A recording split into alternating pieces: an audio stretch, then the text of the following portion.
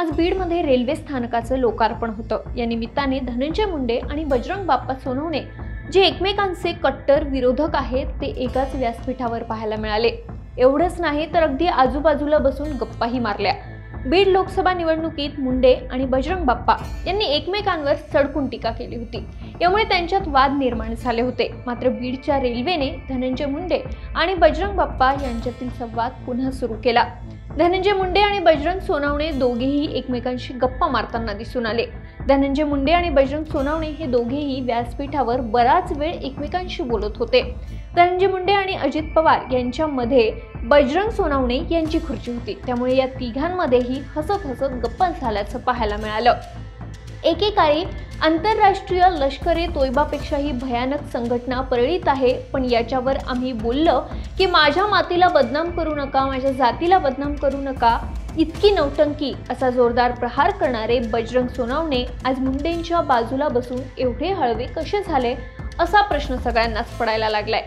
फक्त मुंडेंशी जवळीक नव्हे तर या कार्यक्रमात बाप्पांनी आपल्या भाषणात पंकजा मुंडे यांचा उल्लेख राज्याच्या कर्तव्यदक्ष मंत्री असा केला। त्यावेळी उपस्थितांमध्ये उत्साह आणि जल्लोष पाहायला मिळाला।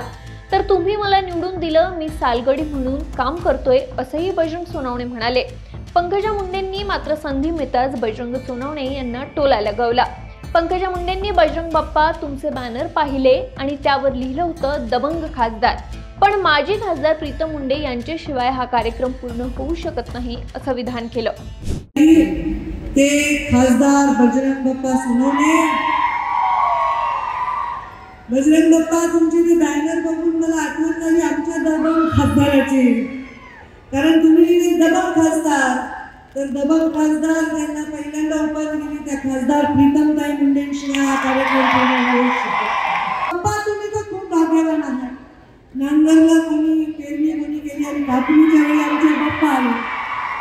मसाजोगचे सरपंच संतोष देशमुख यांच्या हत्येनंतर आणि महादेव मुंडे प्रकरणातही न्याय मागताना धनंजय मुंडे आणि वाल्मिक कराडवर सातत्याने आरोप करणारे बजरंग बाप्पा नेमकं कोणत्या कारणाने मुंडेंची जवळीक साधताय? तुम्हाला काय वाटतं? मला कमेंट करून सांगा आणि सरकारनं आम्हाला सबस्क्राईब करायला विसरू नका।